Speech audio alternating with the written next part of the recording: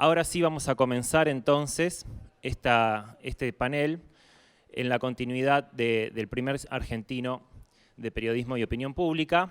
Especialmente vamos a hablar de las redes sociales, el mundo de los trolls. Y me voy a tomar el atrevimiento de, en realidad, ponerlo en signo de preguntas.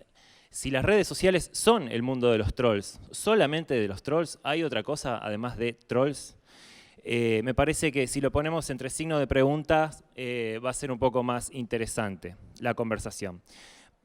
Bueno, mi nombre es Gonzalo Andrés, mi apellido es Andrés, mi nombre es Gonzalo, y vamos a darle la palabra a Martín Becerra, que él no tiene problema con el apellido.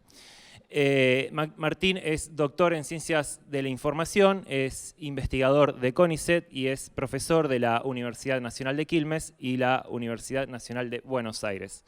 Ha publicado diversos artículos y libros referidos a la comunicación, a la propiedad de los medios de comunicación, si se quiere, al rol de los medios de comunicación en el presente y quiénes son los dueños de la palabra, es como una de sus preguntas recurrentes. Pero no solamente lo hemos convocado por su perfil de investigador, sino también porque tiene una asidua participación e intervención a través de distintos medios de comunicación. Fue periodista y ha sido redactor en los diarios El Cronista, Extra, fue colaborador en las revistas Humor, Crisis, Anfibia, y bueno, actualmente publica notas semanales en el diario Tiempo Argentino. Para comenzar, me gustaría retroceder un poco en el tiempo, irme un poco al pasado reciente, antes de hablar de las redes sociales y la actualidad y los algoritmos y las plataformas. Me gustaría retroceder un poco en el tiempo y preguntarte, Martín, ¿qué quedó de la discusión de la ley de medios o la ley de servicios de comunicación audiovisual en el año 2000, sancionada en el año 2009? Porque, en el sentido de que gran parte de las conversaciones, los debates, esa famosa batalla cultural, como se había denominado en ese momento, estaba enmarcada en un conjunto de debates referidos a la concentración mediática, referidos a especialmente el grupo Clarín, ¿no? Bueno, como ejemplo principal, pero era todo un conjunto, el conjunto del sistema mediático. Y visto desde hoy, parecería que esos debates, lo hago como pregunta, ¿han quedado como viejos o no? ¿Han quedado viejos esos debates sobre la democratización de los medios ante un contexto de crecimiento de las plataformas y de las redes sociales, ¿no? Parecería que el grupo Clarín o Globo, si se quiere, en Brasil, han quedado como empresas pequeñas al lado de Google o Facebook. Lo pongo como pregunta. Entonces, bueno, esa sería la pregunta. Si esos recientes debates han quedado viejos o cómo se actualizan o qué tipo de actualidad tienen. Bueno, ¿qué tal? Buenas tardes y gracias por la invitación. Yo diría que queda el saldo para varias generaciones, digamos, desde luego los que vivían en ese momento y participaban del debate público en ese momento, y como es lógico, la memoria que recrean cuando conversan con quienes no vivían en ese momento o no participaban todavía del debate público en ese momento. Lo que queda es, creo, un saldo interesante en términos de poner sobre la mesa, digamos que los medios son organizaciones que tienen intereses económicos, políticos. Eso me parece que es un saldo muy nítido que nosotros vemos, incluso que trasciende, digamos, los microclimas políticos con los que quienes estamos aquí más nos identificamos. Me parece que es algo que incluso está presente en sectores que fueron muy reactivos al debate sobre lo que fue la Ley de Servicios de Comunicación Audiovisual y que además protagonizaron el desguace de los artículos más importantes de esa ley, pero que hoy hablan de batalla cultural. O sea, hoy ellos son los que hablan de batalla cultural. Y que efectivamente algo que formaba parte de ambientes muy pequeños, yo diría muy sobrepolitizados, ideologizados, con los que me siento identificado, lógicamente, que era reflexionar sobre por qué un medio de comunicación o un grupo de medios de comunicación tenía una intencionalidad editorial evidente hacia algún tema, por ejemplo, de medio ambiente o de género o de política electoral, cualquier cosa. Esa pregunta, como digo, era bastante infrecuente en la Argentina pre-2008. La sanción de la ley es de 2009, pero el debate que lo precede tiene que ver con la digamos, con el contexto de la crisis política, llamémosle, a partir de la resolución 125 de 2008. Y bueno, a partir de ese momento creo que se masificó, efectivamente se masificó. Y aprovecho la pregunta en un doble sentido también. Primero para decir que las generaciones que protagonizaron, las generaciones, las organizaciones y las personas que protagonizaron ese debate, que derivó en la sanción de la ley, tenían décadas, en algunos casos, de remar en dulce de leche. Eso me parece que es interesante también como saldo, porque las construcciones en democracia son lentas. Por lo menos esta fue muy lenta. Es decir, desde la recuperación del régimen constitucional de gobierno en el 83 hasta el 2009, hubo muchas frustraciones en el medio. O sea, hubo muchas preguntas de, che, nadie nos da pelota. Cuando digo nadie nos da pelota, no es solamente la masa que no nos da pelota. Es que en el Congreso, y a mi juicio el Congreso argentino suele ser una de las instituciones, sé que voy a decir algo, como se dice, unpopular, digamos, más sensibles a las demandas ciudadanas. En el Congreso nadie nos recibe, cosa que era verdad. En el Congreso nadie nos recibía. Para citar un ejemplo prehistórico, en el 87 el Congreso debate un proyecto de ley, en ese momento se llamaba de radiodifusión, promovido por el propio Poder Ejecutivo. Es cierto que el 87 era un año digamos, de decadencia de la legitimidad electoral del entonces gobierno de Alfonsín, pero ese proyecto no llega ni siquiera al recinto. O sea, se tramita en comisión, reciben muchas presiones. En ese momento se conforma un lobby que se llamó CEMSI, la Comisión Empresarial de Medios de Comunicación Independientes.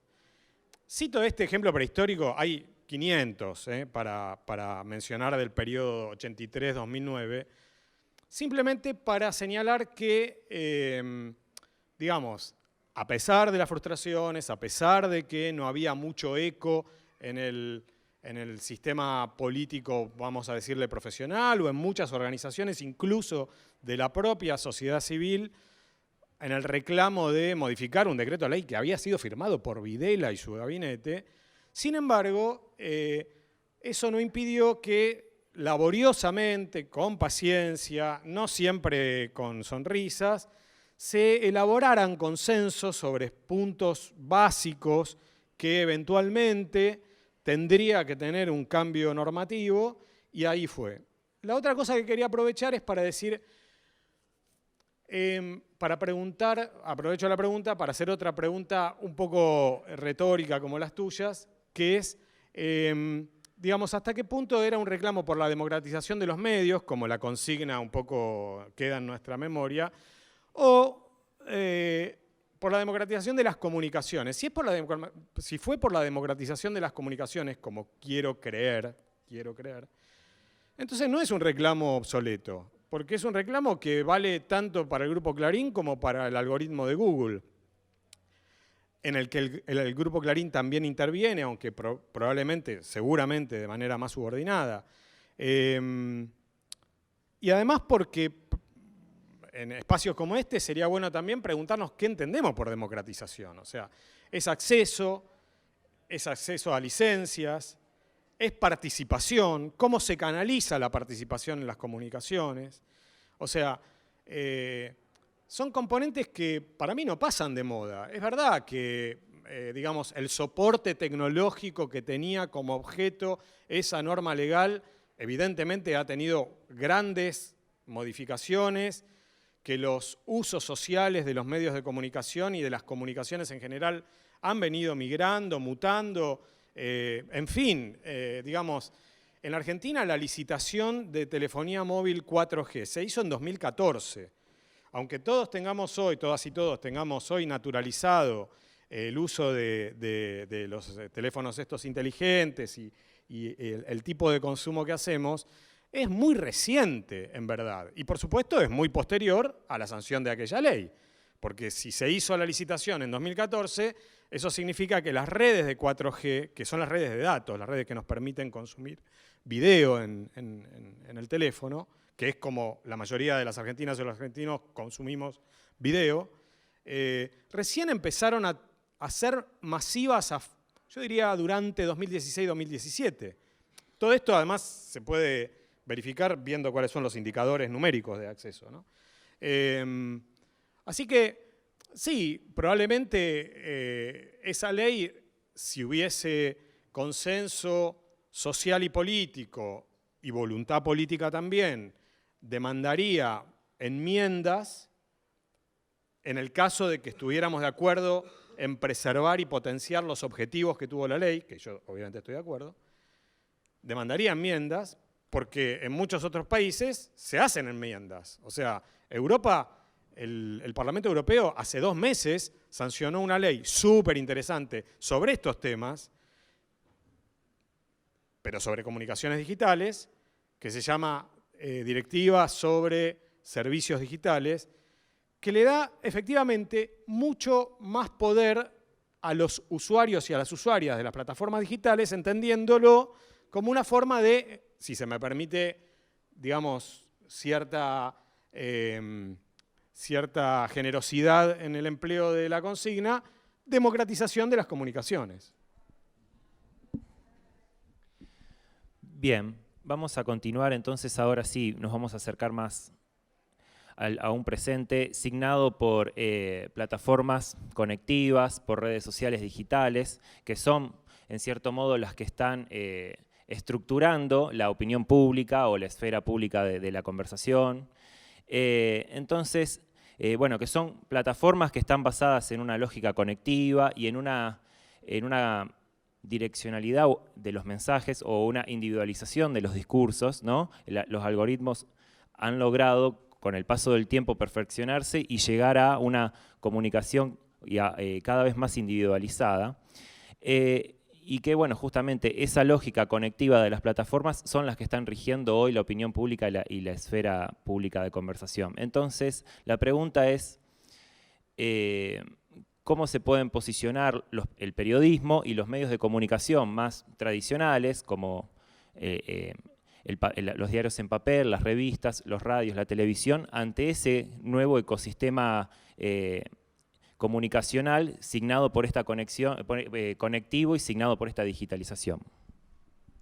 Sí, yo le agregaría a los atributos que vos mencionás la mercantilización al palo, que significa la intervención de algoritmos que premian el clickbait, que además, digamos, comercializan el posicionamiento en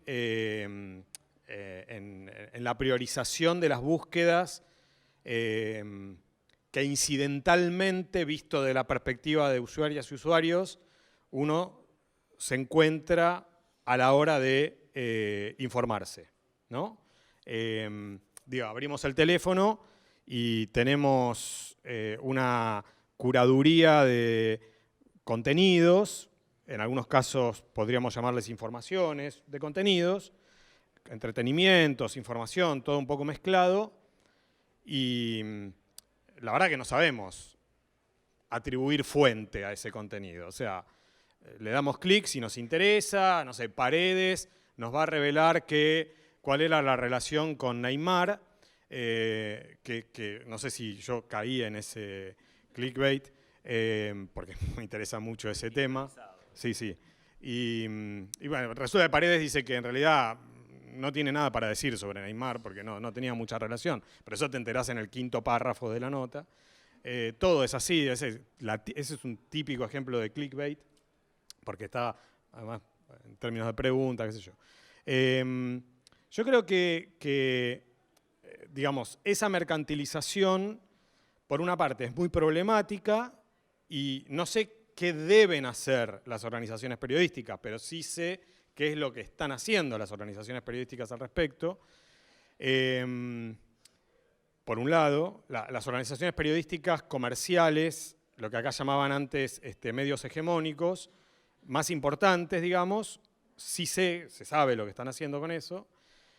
Y también creo que abre oportunidades para organizaciones periodísticas que no son comerciales o que no son predominantemente comerciales o que siendo comerciales no tienen el posicionamiento público que tienen las más grandes y que todavía tienen, vamos a decir, o el compromiso o el ideal de que parte de su actividad sea producir información de interés público, que es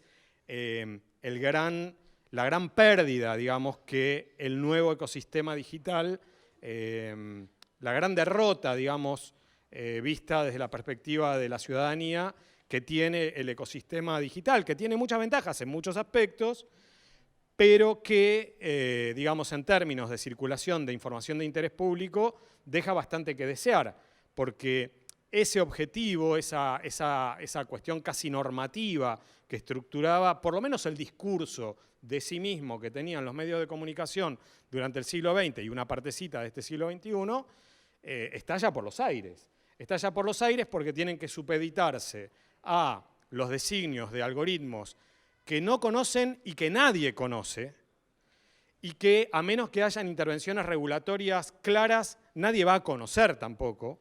Y eso significa que lo que ha pasado, digamos, no estoy diciendo nada que desconozcamos, ¿no? O sea, que Meta o Google cambian la programación algorítmica, como lo hacen, y queda buena parte del ecosistema de medios culo para arriba porque no entienden el cambio, entonces tienen que adaptarse con acercamientos muy intuitivos respecto de, ahora quieren que pongamos fotos de personas solas, no les gusta que, cosa que es verdad, que haya más de una persona en la foto. O sea, las fotos de las manifestaciones garpan menos en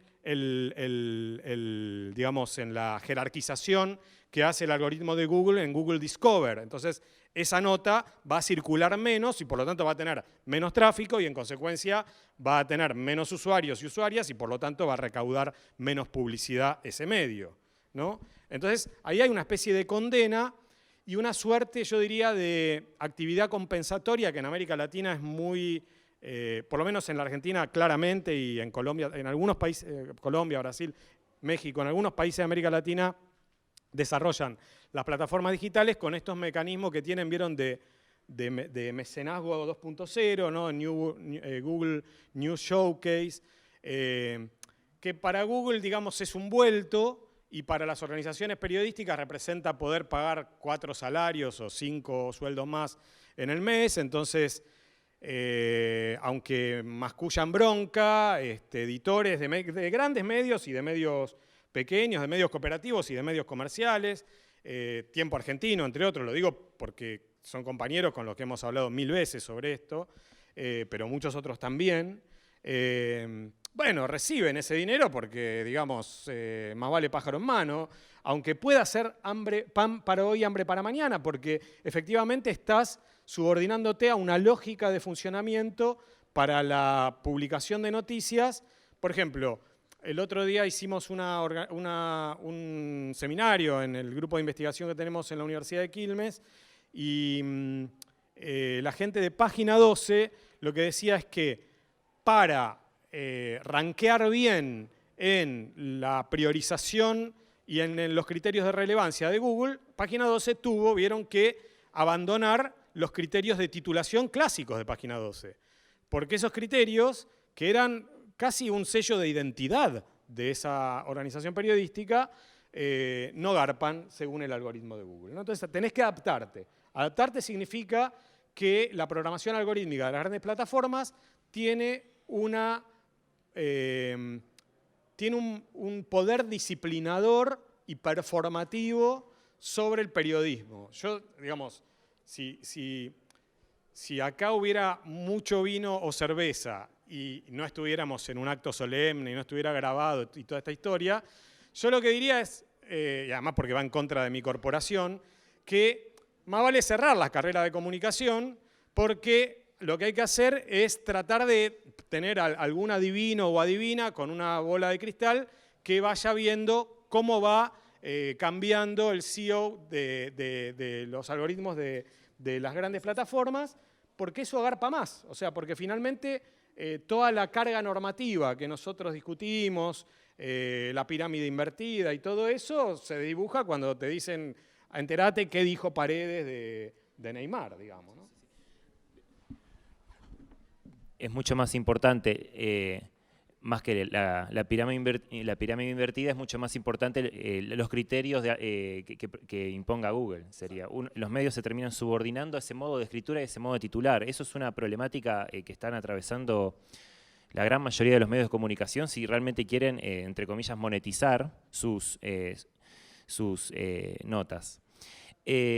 Bueno, acá tenemos una cuestión vinculada a la mercantilización de la comunicación, pero también vuelvo a la individualización y personalización de las noticias y las publicidades, como hablé anteriormente, porque si hablamos de redes sociales, hablamos de burbujas, hablamos de discursos que están personalizados y en los cuales uno termina conversando o intercambiando información con personas que piensan más o menos parecido a uno mismo, lo cual, bueno, eso genera fragmentación en el debate público y genera desconocimiento incluso de las posturas de los demás, ¿no? Porque esto de que, como en la mesa anterior decían, parece que ahora somos todos feministas y caminamos 2 cuadras y nos damos cuenta que no, era el comentario que hacía Iliana recién. En ese sentido, bueno, ¿cómo estás viendo, qué opinión tenés con respecto a esta polarización o estas burbujas que se generan en las redes sociales? Si esas burbujas generan generan polarización en política también y discursos de odios, y cómo salir de esa polarización o de esas burbujas. ¿Es posible saltearse como usuarios de Instagram o de Twitter o de Facebook, saltearse de esas burbujas? ¿Qué opinión tenés al respecto?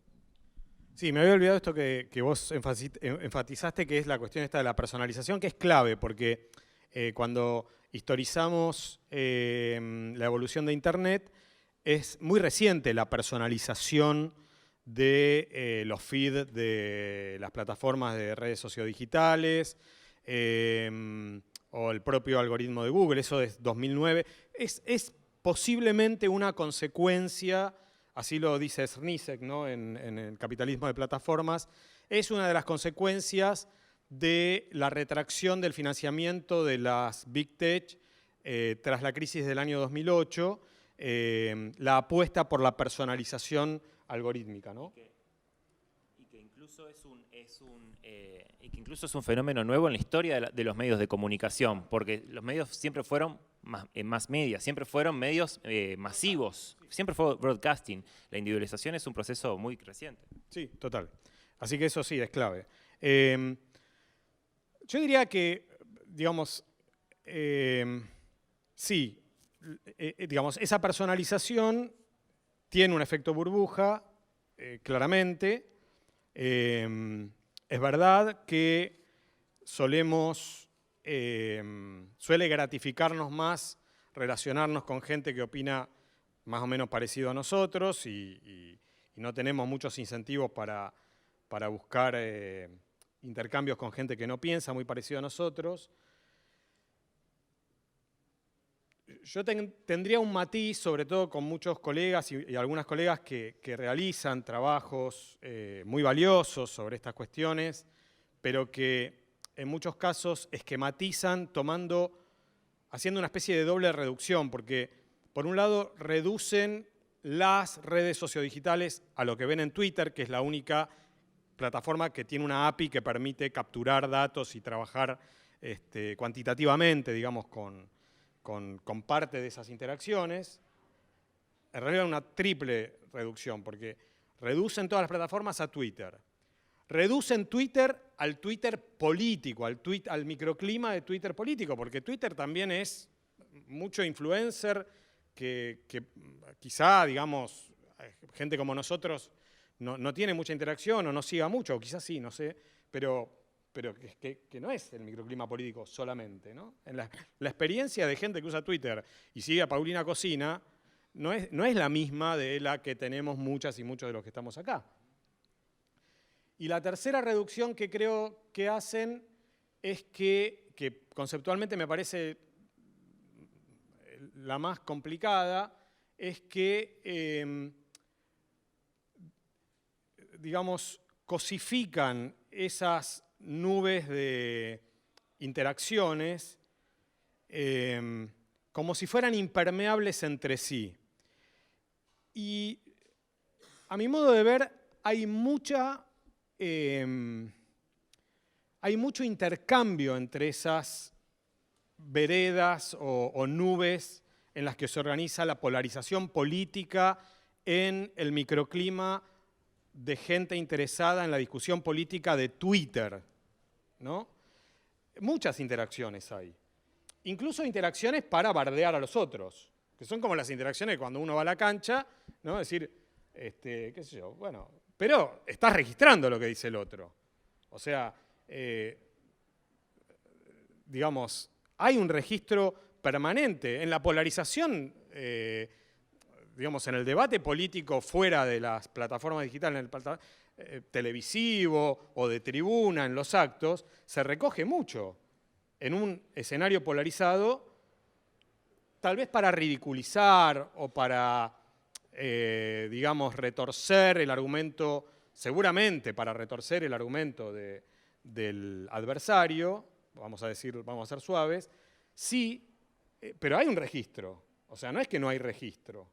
Diría más, hay una obsesión. Para mí hay una obsesión con el otro, más que una negación de la existencia del otro. Bueno, quienes son antikirchneristas se definen por eso, porque tienen una obsesión, ¿no? Y podríamos también marcar obsesiones del otro palo. Así que esto de las burbujas yo creo que es complicado en términos de que no sabemos cómo se organizan.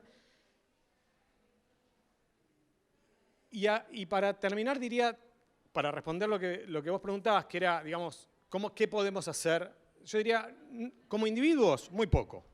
Como individuos, muy poco. O sea, como individuos lo que podemos hacer es, cada vez que entramos a Twitter, es un plomo porque tenemos que ir a la cosita, a la estrellita superior derecha y decirle que me lo organice el feed por los más recientes. Lamentablemente en Facebook no podemos hacer eso.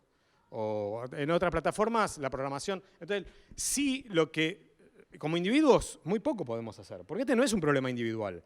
Este es un problema, para mí, de regulaciones. Esa directiva que yo acabo de mencionarles, que va a estar en vigencia a partir de 1923 recién en Europa. Yo dije 1923. Lo que pasa es que soy un poquito viejo, pero se entiende. En 2023 impone a las plataformas, a las grandes plataformas, es decir, aquellas que tienen más del 10% de usuarios respecto de la población general, 40 millones en el caso europeo, les impone la obligación de tener una opción de organización algorítmica distinta de la que dispone la plataforma por default. Por ejemplo, cronológica. Entonces, eso significa un mayor respeto a los usuarios y a las usuarias. Eso tiene que ser complementado con educación, con alfabetización digital, por supuesto. Pero me parece que es un avance. Porque, digamos, colocar la responsabilidad es como colocar la responsabilidad de la protección de datos y de la privacidad en cada persona. Eso es una cuestión de regulación. Ese es un deber del Estado. Imponerle a las plataformas que no sean tan abusivas como son en la extracción y comercialización de datos personales de las... Sí, cada una y cada uno de nosotros, cuanto más se cuide, mejor, pero no es un problema individual, porque este es un modelo global. Entonces, una persona de a pie no puede contrarrestarlo. Bien, y justo una de las preguntas estaba referido a marcos legislativos o normativos y con especial énfasis en Europa, porque siempre, no siempre, en las últimas décadas la Unión Europea es la región que más ha intentado poner cierto tipo de regulaciones a las plataformas que son la mayoría de origen estadounidense. Entonces, ahí los debates de qué hacer con respecto al funcionamiento de estas plataformas es algo muy central en la normativa europea. En ese sentido, quiero introducir el tema vinculado a, vos hablabas de la polarización y de los algoritmos en las redes sociales, bueno, y de cómo regularlos, y ponías el ejemplo de Europa. Yo te pregunto, cómo abordar la problemática de las fake news y los discursos del odio en estas plataformas y si es posible regularlos. Bueno, vos decías que no depende de las personas de a pie, sino que del Estado, pero ¿cómo pensar en algún tipo de regulación de este tipo de contenidos vinculados a la fake news y los discursos de odio? Bueno, efectivamente en Europa hay regulaciones legales. Está la famosa ley alemana sobre discurso, digamos, sobre apología del nazismo, digamos, que la prohíbe. Y en un sentido muy general, uno podría decir que las normas vigentes en la Argentina también prohíben el discurso del odio, sin modificar nada. O sea, la Convención Americana de Derechos Humanos, el Pacto de Derechos Civiles y Políticos, claramente identifican qué es el discurso del odio, que digamos, el discurso del odio no solamente es una expresión de odio, sino que es sobre todo, digamos, la invitación, la incitación a cometer un acto de violencia. Esa es la definición del Pacto de Derechos Civiles y Políticos, esa es la definición de la Convención Americana de Derechos Humanos sobre discurso de odio. Yo puedo decir, no sé, odio que gane River, ¿no? Y realmente lo odio, yo lo odio. Perdón que siempre pongo ejemplos así, pero es para salir de la solemnidad, digamos, de nuestra agenda política. Sí, yo lo odio. Yo odio miles de cosas, igual que todas las personas. O sea, tenemos odio, tenemos amores, tenemos odios, ¿no? Somos personas, ¿no? Ahora, de ahí a incitar a que vayan a matar a Gallardo, bueno, ahí ya hay un paso distinto, digamos, ¿no? A poner la dirección de la casa de Gallardo, o sea, ya es otra historia, ¿no? O sea, es una cosa distinta. Entonces estoy incitando a que se cometa un delito. Bueno, eso está prohibido. El Código Penal argentino lo prohíbe. La Convención sobre Discriminación de la Mujer también la prohíbe. O sea, digo, la Convención de Derechos del Niño, digamos, hay en nuestro marco constitucional, ya hay, yo digo, protecciones bastante claras sobre discursos de odio, en términos de lo que efectivamente vemos que ocurre, que es que muchas veces se incita en medios tradicionales, en plataformas digitales, desde animadoras o animadores televisivos, pasando por lo que ya vemos, ¿no? Entonces, el tema regulatorio ahí yo lo dejaría en un segundo plano.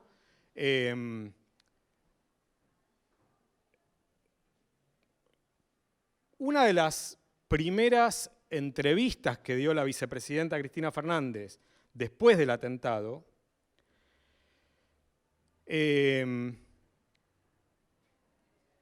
creo que es cuando ella cuenta la reunión que tiene con los curas, estos curas y monjas, villeros.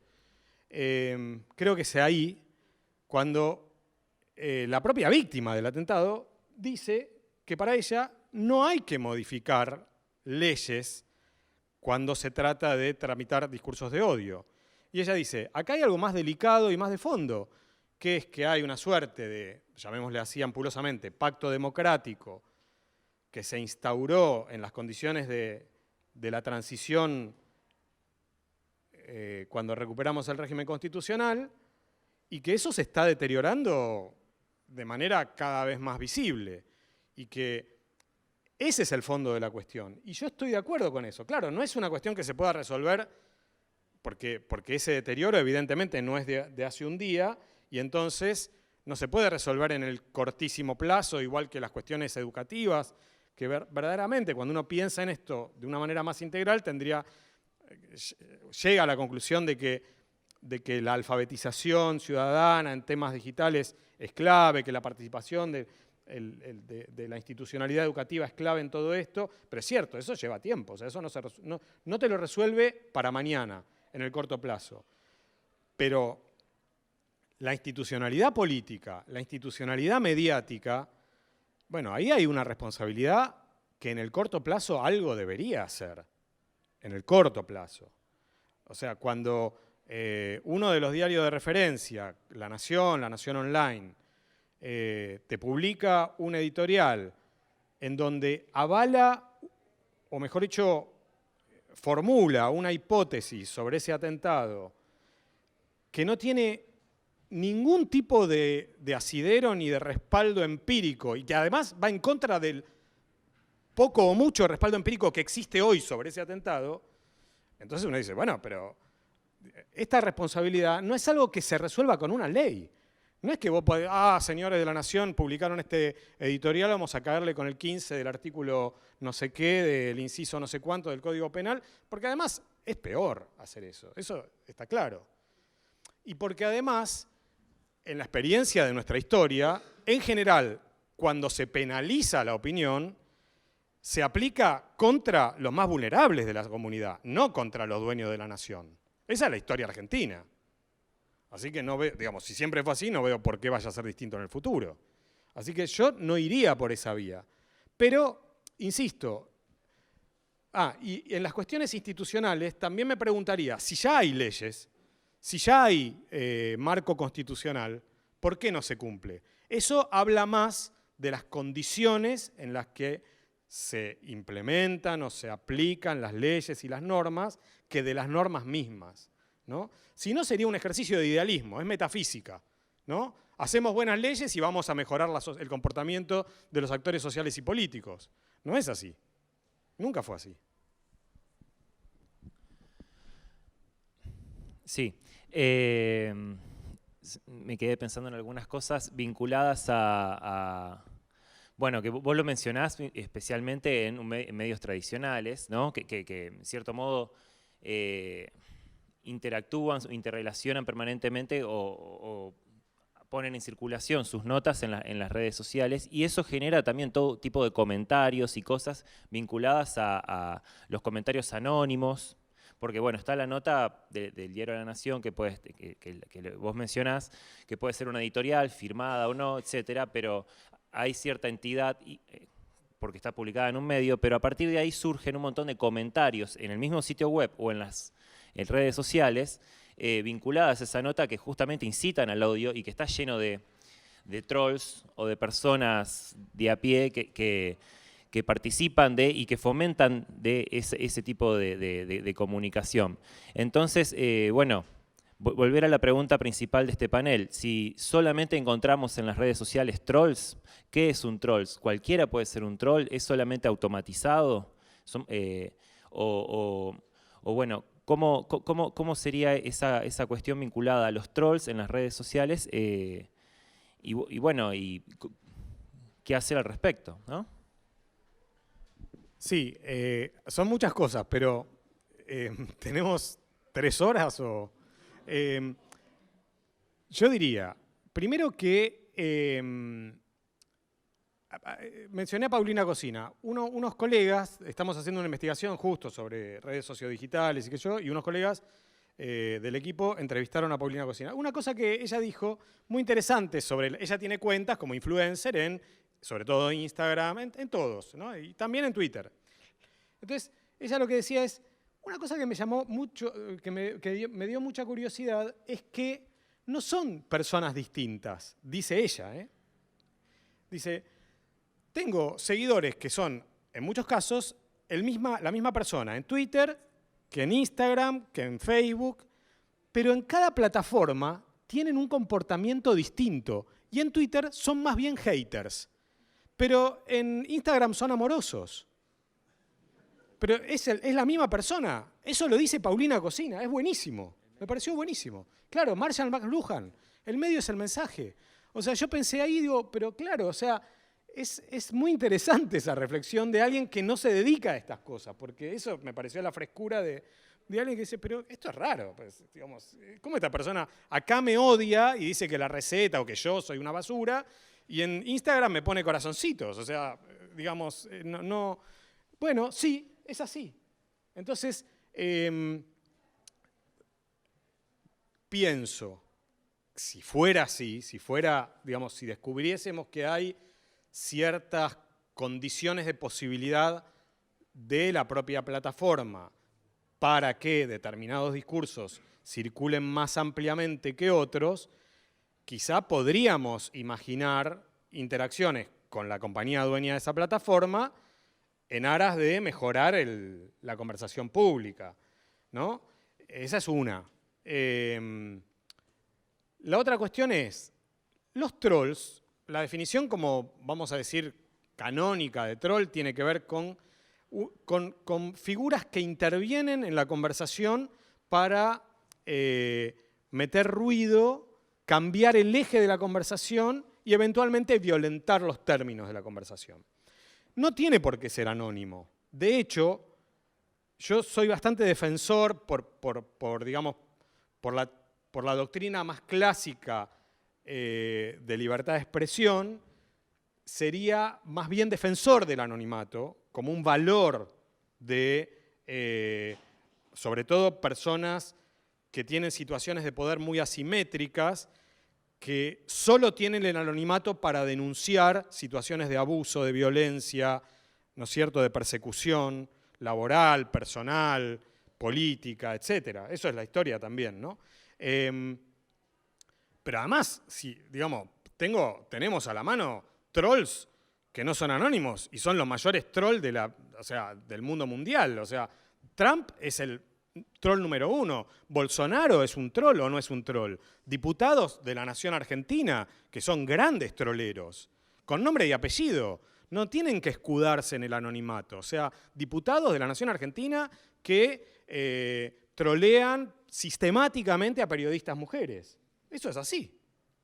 No se escudan en el anonimato. Y, ojo, es interesante la situación de que estas figuras son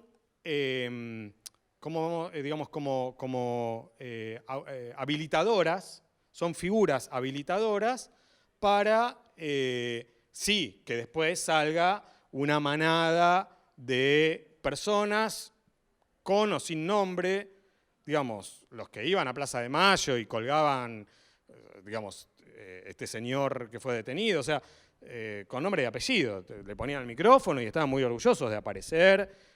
Esos son troles, digamos, en el espacio público.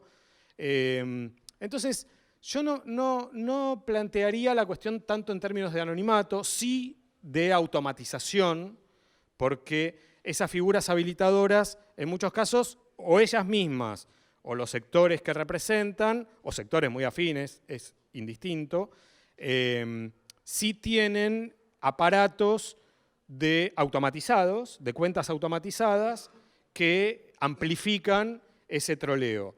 Y esa amplificación es muy perjudicial. Vieron que lo que estoy diciendo es lo que provoca ruido entre la operación de compra que quiere hacer Elon Musk de Twitter. Es justamente esto. O sea, dice, che, Twitter, decime cuántas cuentas automatizadas hay, cuántos robots. Y Twitter dice que no sabe. Eso es alucinante. Bueno, claro, Elon Musk quiere que no haya anonimato, quiere que todas las cuentas, una de sus propuestas es que todas las cuentas estén verificadas o que se sepa la persona que está del otro lado, ¿no? Sí, para mí es complicado, es muy complicado.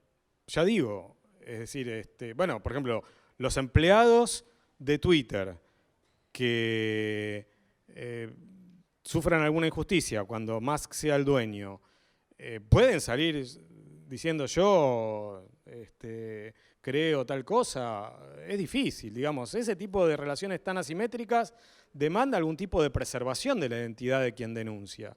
Ni hablar de denuncias de otro tipo de maltrato, de violencia. O sea, el anonimato es una válvula de oxigenación, digamos, de las conversaciones, y también a veces también es verdad que, digo, yo sigo muchas cuentas académicas de gente que, porque labura por razones X, prefiere no tener su nombre y apellido, y aportan muchísimo material muy valioso, que documentan, que contribuyen a la discusión.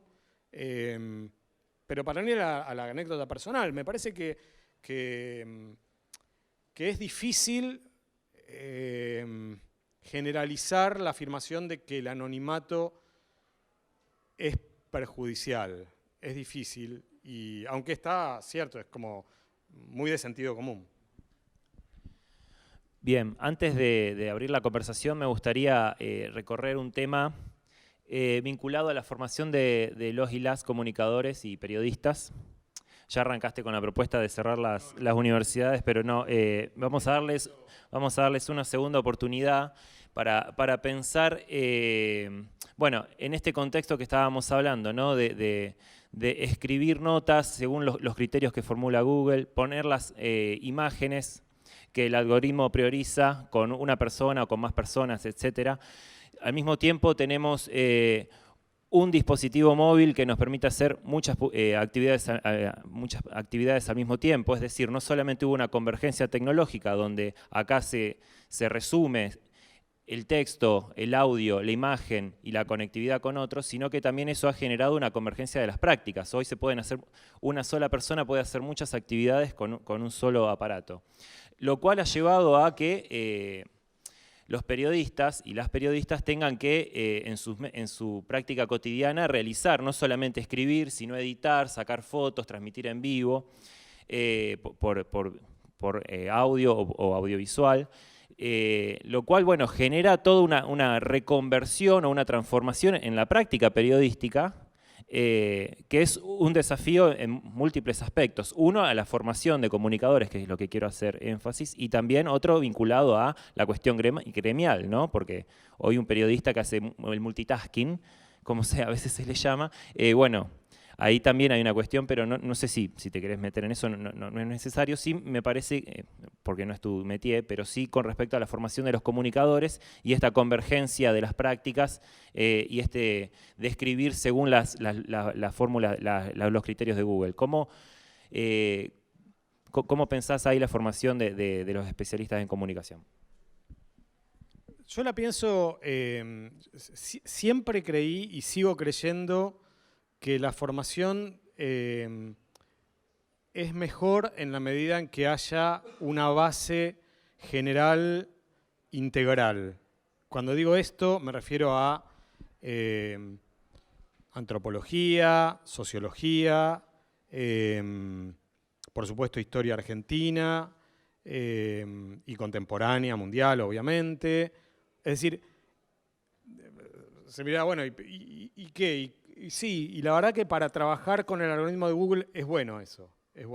O sea, yo soy muy lector, aunque él pertenece, digamos, como a una tradición del subcampo disciplinar distinta, de las investigaciones que hace el equipo de Daniel Miller, que es un tipo que hace etnografía de la comunicación. Y, por ejemplo, es muy interesante porque la mirada que tienen ese equipo sobre el teléfono, sobre el dispositivo móvil, es muy distinta de la que solemos tener, y es una mirada muy antropológica, verdaderamente muy etnográfica, muy de entrevistar a usuarias y usuarios y ver qué hacen con el teléfono, con las aplicaciones, cómo interactúan, qué pasa con los contactos, con la cercanía.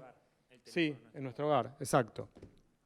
Entonces, yo creo que eso es básico. Después, por supuesto, hay contenidos más instrumentales, del tipo que las distintas generaciones, según el momento en que hayamos estudiado, bueno, desde cómo operar una edición en video o ahora será cómo editar mejor para el CEO, etc.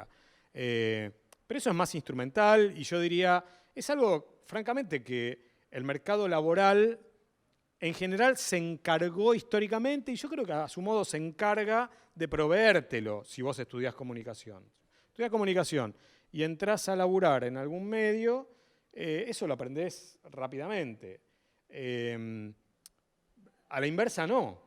A la inversa no. O sea, capaz que sos muy ducho con algunas herramientas de edición digital para que el contenido sea mejor visualizado en smartphone, pero te dicen que tenés que entrevistar, no sé, a Corach, que el otro día presentó algo con Milei y con Cavallo, me parece, o algo por el estilo, y no sabés quién es Corach. Y bueno, mirá, la verdad que sería bueno que supieras quién es Corach y cómo abordarlo, y qué sé yo. Es un tipo que fue muy importante, digamos, ¿no? Un cuadro político, no sé si hubo otro así, qué sé yo. Así que yo creo que yo iría por ahí, pero la verdad, yo soy profe, hace muchos años dejé las actividades de gestión en las carreras de comunicación, y ahora hay otras generaciones que tienen sus ideas y me parece muy bien que las desarrollen, implementen y que... no te convence mucho. No, sí, o sea, pero pasa que, bueno, es como dice Cerú Girán, mientras miro las nuevas olas, yo soy parte del mar. La verdad que podríamos terminar ahí, porque ya después de esa frase. Vamos a abrir un poco la conversación a los que quieran participar. No sé si hay alguna pregunta, algún comentario. Fíjate si funciona, porque... Hola. Qué amable la chica de pausa. ¿Qué tal? Pensaba un poco mientras te escuchaba que desde hace un tiempo mi lugar para ir de desconexión es TikTok. Y cometí el error cuando fue todo el tema del intento de atentado a la vicepresidenta. Yo dije, me voy a ir a TikTok un rato, como para desconectar. Y no había pasado hacía ni una hora. Y ya había videos conspiranoicos. Y me preocupa mucho, más allá de la cultura troll, que una ya tiene como un tiempo de estar en Twitter y entenderla, como este nuevo nivel que incluso excede las fake news, ¿no? Porque en el fake news hay un emisor a veces más claro o menos claro, pero es algo que circula, un titular, una bajada, una foto tocada o retocada con Photoshop. Pero me parece que sobre todo de la pandemia para acá hay una nueva forma de circulación y de producción de información, que es la información del sinsentido completa, ¿no? Y me preocupa mucho sobre todo en el público tiktokero o en el público instagramero, que está muy lejos del público de Facebook y probablemente muy lejos de los lectores de Pausa, de Periódica, de Tiempo Argentino, etcétera, etcétera, que están construyendo, no hablemos de una agenda temática, sino de una noción de lo que es la lógica de la información, que es completamente distinta. Y te quería preguntar un poco si... Yo lo veo con mucha desesperanza, la verdad, pero si quizás soy yo que soy muy pesimista, o a lo mejor siempre hubo en tiempos de mucha frustración, como el que estamos viendo ahora, sobre todo para los pibes más jóvenes, como este resurgimiento de discursos que no son ni de izquierda ni de derecha, ni fake news, sino que simplemente son teorías rayanas en lo conspirativo, digamos, ¿no? Como, bueno, acá si pausás la cámara te das cuenta que es una pistola de agua, ¿no? Y calculo un poco también que el señor que le disparó consumía bastante de eso, más allá de haber sido aparentemente un señor que coordinaba ciertas cuestiones con otros lineamientos políticos, pero me refiero a que hay un nivel más arriba de la fake news que para mí es novedoso y lo descubrí hace poco y quería saber qué lectura haces de eso. Gracias. Sí, primero me parece súper interesante esto que decís, que es como otro nivel más allá de las fake news más o menos institucionales, que puede ser así. Yo me pregunto ahí cuáles son las condiciones de circulación de ese tipo de discurso, y ahí hay un libro precioso, se los recomiendo, muy chiquitito, que se llama La Bemba, de Ípola, que está, si lo buscan está.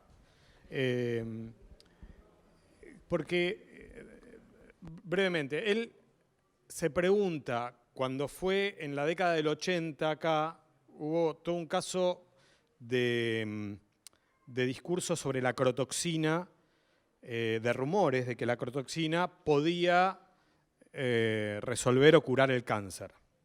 Y mucha gente desesperada, lógicamente, apostaba a que fuera así, pero además eso llegó a movilizaciones en Plaza de Mayo, a interpelaciones al Ministerio de Salud, o sea, no quedó en la nada, o sea, no era una esperanza de gente desesperada, no, tuvo una articulación muy social, no me acuerdo que fuera tan política en ese momento. Entonces, él dice, este sociólogo de Ipola dice, ¿esto por qué circula tanto ahora? Y él, que había sido preso político en la dictadura, reflexiona sobre qué rumores circulaban más en condiciones de encierro, de represión absoluta, etc.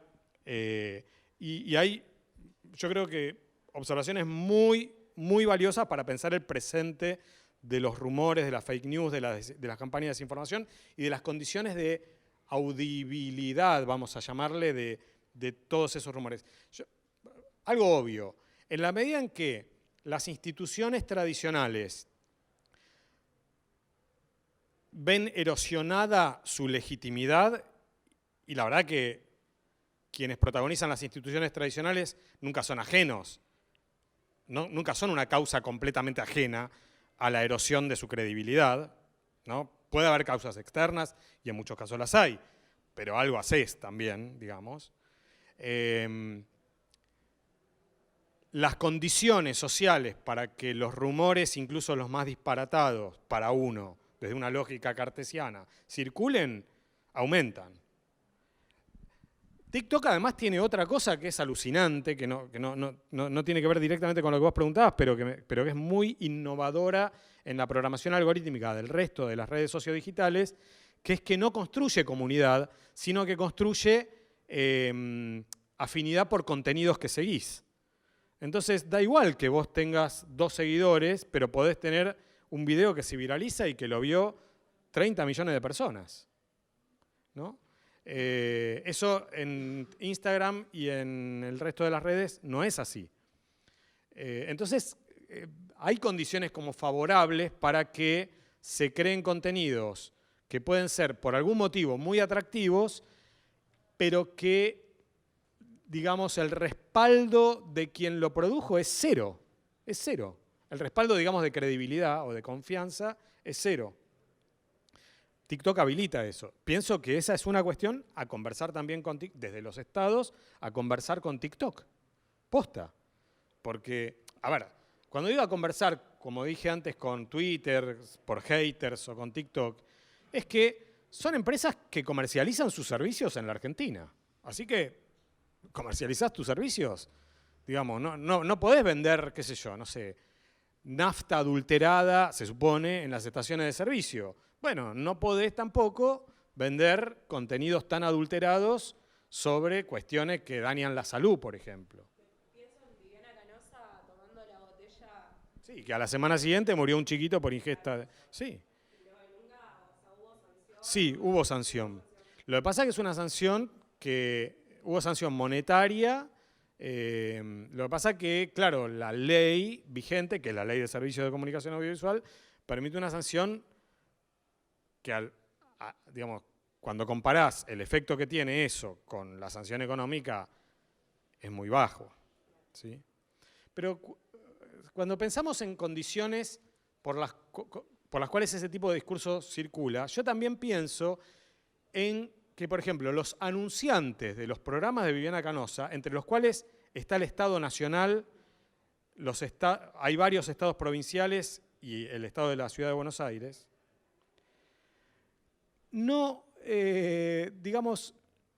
tienen ningún desincentivo público por estar colaborando económicamente para sostener ese tipo de discurso. Entonces, algo ahí falla más allá, digamos, de la ley, ¿no? aclaro que no soy periodista, no soy estudioso de lo que estamos, para que no me peguen. No, quería, si podías expresar un poco o ampliar el concepto que vos tenías entre lo individual y el Estado, en cuanto, por un lado, la preservación de la individualidad, la intimidad, si se quiere, y el Estado, ante eso, cómo se proyecta y qué es lo que está planteando. Y acá el tema, que por lo que uno está viendo con posterioridad la fallida ley de medios, con todas las dificultades, etcétera, hoy vos tenés un analfabetismo político que hace que la generación de que cualquier instancia superadora a esa ley de medios y a los nuevos desafíos que tenemos con esta variedad que hay en cuanto a la comunicación, no esté siendo realmente tratada o mínimamente abordada más allá de los especialistas o los que trabajan en medios, pero a nivel político hay un analfabetismo total, me refiero a nuestro país, lógicamente. O sea, si no hay opciones de abordar esas circunstancias, ya sea tanto desde el campo del estudio, de la investigación, o lo que sea, porque realmente es trágico, en mi parecer. No, mira, lo primero es que en cuestión de datos personales, en cuestión de privacidad y de intimidad, que además son fronteras que la historia de la humanidad va permanentemente corriendo, ¿no? ¿Qué es público, qué es privado, qué es íntimo? O sea, la historia de la humanidad es la historia de cambios respecto de las fronteras, no son fronteras de una vez y para siempre. Lo que digo es que, por supuesto, cada persona lo calibra como mejor puede, digamos, pero el Estado ahí tiene deberes de protección porque son derechos. O sea, derechos, no sé, derechos, hay datos que son datos sensibles, hay datos que son datos personales, o sea, hay datos que son datos privados. Quiero decir,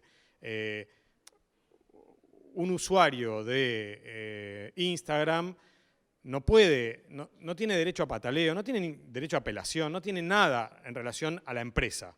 Entonces ahí tiene que haber una mediación, que es la representación de los derechos de ese usuario, que la empresa en muchos casos no, pero en muchos casos sí, vulnera, y ese es el Estado. Ahí está faltando. Bueno, el Estado ahora mismo, el Estado argentino está convocando audiencias para reformar la ley de datos personales argentina, que es del año 2000, o sea, es antes de que se creara Facebook. Y por supuesto antes de la personalización de los algoritmos.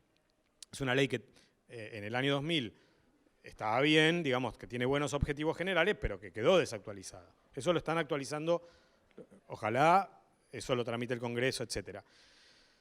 En cuanto al nivel de conciencia política o de la importancia política de estos temas, si entendí bien, por eso yo traía el ejemplo de que se llegó a la sanción de la ley audiovisual en 2009 después de 26 años de recuperado el régimen constitucional. O sea, quiero decir, es muy fuerte. Hemos convivido con el decreto ley de Videla con modificaciones. Ese decreto ley fue modificado por otras leyes del Congreso, por decretos de distintos presidentes. En muchos casos lo empeoraron, sí. Pero convivimos con un decreto ley de Videla 26 años. Entonces, eso es mucho tiempo. Lo que quiero decir es que yo estoy seguro que ahora mismo debe haber pocos diputados y senadores o gente del mundo de la política profesional que esté muy empapada de estas cuestiones. Pero en fin, también la política profesional es de alguna forma víctima de la programación algorítmica, porque también la programación algorítmica de Google o de Facebook es performativa respecto de los contenidos de la política profesional. O sea, así como Página 12 tiene que cambiar sus títulos, muy probablemente muchos políticos, esto no lo sé porque yo no hago consultoría política, pero deben estar cambiando también los speech, digamos, ¿no? Para adaptarlo, para que sea colocado más arriba o que no sean castigados, porque además hay una forma de censura sutil mucho más perversa en esos algoritmos que es la censura de quitarte visibilidad, o sea, restringir la circulación sin banearte, sin cancelarte. A Trump lo cancelaron. Para mí estuvo mal que lo cancelaran, pero es otra historia. Pero bueno, lo cancelaron. En cambio, a muchos otros actores del sistema político, social, mediático, no es que los cancelan, que es peor, porque vos no sabés, digamos, de golpe dejaste de ver a tales políticos o a tales personas o cuentas que seguías y no sabés si esa persona dejó de postear o de tuitear, si el algoritmo lo castiga por algo, no lo sabemos. Quiero decir, es un nivel de discrecionalidad tipo que se parece al absolutismo, ¿no? O sea, reyes del espacio digital sin que haya límites o discusiones sobre ese poder. Bueno, para que haya leyes o para que haya derechos consagrados y respetados, tiene que haber primero discusiones. Y eso se hace así, que yo sepa. O sea, se hace tocando timbres y ¿no? El timbreo de... Pero, digo, se hace así, o sea, no sé de otra manera. O sea, Google no nos va a permitir colocar en YouTube un video de concientización ciudadana sobre estas cosas.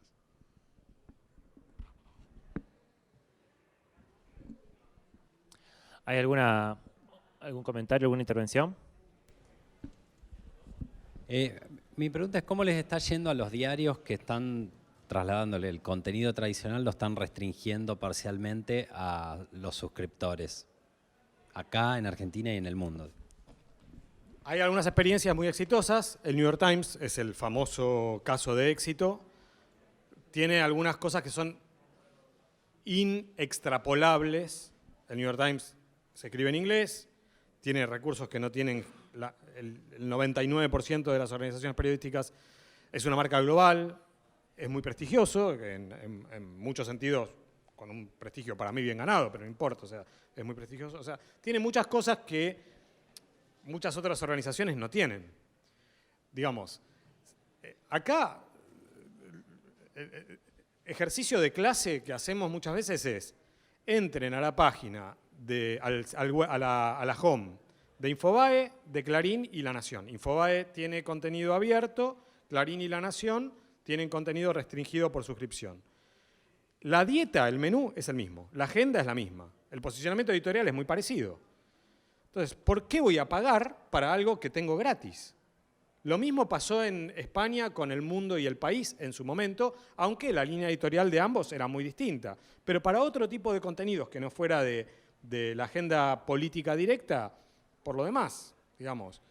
Entonces, Clarín y La Nación lo que te van a decir es que les va muy bien con el muro de pago, con la suscripción, pero les va muy bien porque tienen el anabólico de las tarjetas corporativas, de las 365 y de La Nación, ¿no? De los descuentos. Entonces, sin ese anabólico habría que ver qué tan bien les va. Yo creo que no les va muy bien sin ese anabólico. Tienen ese anabólico y Clarín y La Nación tienen tantos otros más, pero ese de manera muy directa, ¿no? Porque vos te suscribís a la tarjeta y tenés acceso. Entonces, ahora, probablemente en medios más de nicho no sea una mala política tener suscripción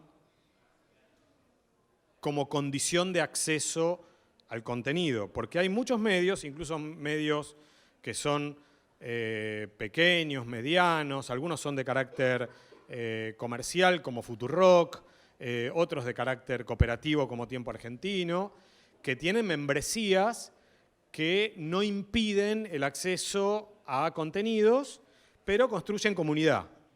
Y en algunos casos le funciona muy bien. O sea, es muy eficaz esa política, porque le genera ingresos, sostiene una parte de los costos, está muy bien, ¿no? Incluso, digo, Tiempo Argentino, no sé si lo está haciendo ahora mismo, pero hasta hace no mucho, te abría el contenido después de algunas horas si no eras asociado a la cooperativa. O sea, son más de nicho. Yo creo que en medios tan masivos, tan generalistas como los 3 primeros que mencioné, es difícil. Página 12 también tiene una estrategia de construcción comunitaria y no le va mal, ¿no? Para mí la clave ahí es cómo esas organizaciones son capaces de ofrecer algo más, que puede ser una identificación cultural incluso, o esto, o sea, tenés descuentos en tal cosa, o participás de fiestas, Futurock, o sea, digamos, pero hay algo más que tiene el miembro de la comunidad que no la tiene quien no lo es. Y eso me parece interesante. Ahora, vuelvo al principio y ya con esto cierro. Yo decía que el tema de la información de interés público está en riesgo, porque el ecosistema digital, tal y como está hoy planteado, mercantilizado, no premia la información de interés público, no circula más, al contrario, circula menos. Y las organizaciones periodísticas se ven incentivadas a salir de la producción de contenidos de interés público para hacer contenidos que garpen en tráfico, ya, cortoplacista. Entonces, a mí me parece que sería interesante tener una estrategia de construcción de comunidad que sea activamente consciente de que este es un propósito de esa organización. Y bueno, ahí marcás una diferencia con el resto del ecosistema. Bueno, vamos a cerrar acá. Le agradecemos a Martín sus palabras y haberse llegado hasta Santa Fe. Y bueno, quédense en la continuidad de esta jornada, que vamos a hacer una conexión en vivos con Brasil. Muchas gracias. Yo quiero decir una cosa más, perdónenme. No creo que haya que cerrar la carrera de comunicación. Ojalá haya muchas más de las que hay, se multipliquen en cada pueblo y en cada ciudad de nuestro país.